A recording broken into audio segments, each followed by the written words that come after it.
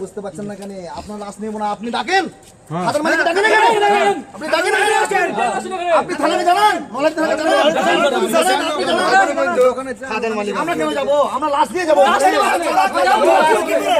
বুঝতে পারছেন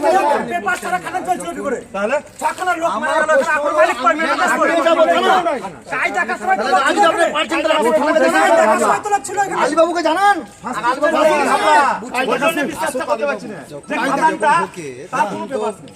তখন তো নাম্বারটা পড়েছে থানাতে ছুটি হয়েছে থানাতে একটা হ্যালো যখন যা ঘর করে স্যার আজটা সে তখন পাই হ্যাঁ আজকে স্যার দেখুন না আজকে ঝাড়খণ্ডে 6টা লাশের মধ্যে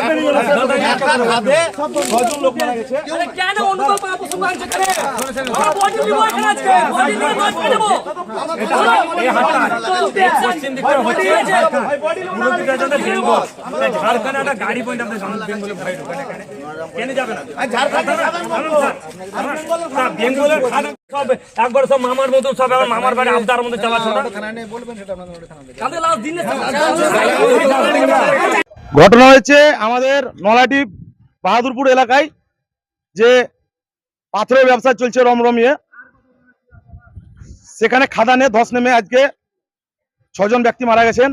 তাদের মধ্যে আমাদের একটা ভাই আছে, ভাইয়ের নাম রথিন দফাদার। হ্যাঁ তিনি মারা গেছেন, লাশ মর্গে আছে। খাদান পুরোপুরি অবৈধভাবে চলছে। এই খাদানের কোনো পেপারস নেই, এই খাদানে কোনো মেট নিযুক্ত নেই। অশিক্ষিত ম্যানেজার আর মূর্খ মালিক মিলে প্রশাসনের মুখে টাকা গুঁজে দিয়ে এই খাদানগুলো চালাচ্ছে। না, মালিক নিরুদ্দেশ। আমরা চাই অবিলম্বে খাদান মালিককে গ্রেফতার করা হোক, কারণ এই খাদানটা উনি অবৈধভাবে চালাচ্ছেন। ওখানে সর্বপ্রথম একজন মেটের প্রয়োজন, যিনি আগে আমি বললাম, হ্যাঁ, যিনি খাদানটা সঠিকভাবে পরিচালনা করলে এই দুর্ঘটনা ঘটতো না। চালানোর একটা সিস্টেম আছে দাদা, সিস্টেমের বাইরে চললেই দুর্ঘটনা ঘটবে। আমার নাম দিব্যেন্দু মন্ডল।